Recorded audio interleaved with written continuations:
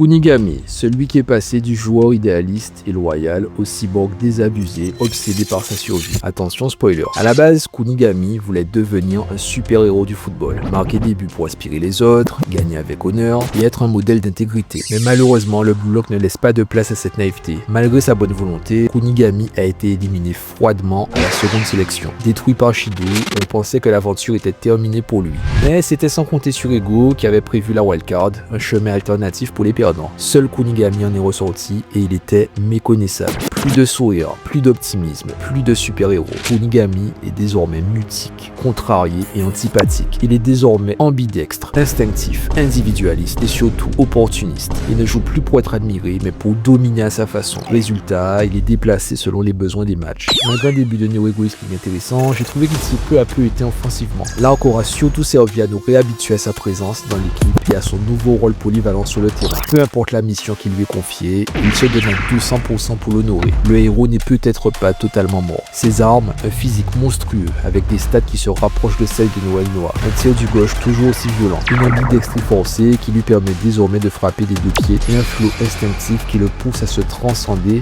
grâce à ses deux armes principales. Alors aujourd'hui, je te pose la question, est-ce qu'Ego n'attend pas au fond que Kunigami se rebelle et fasse enfin briller de nouveau le héros en lui? Dis-moi ce que t'en penses en commentaire.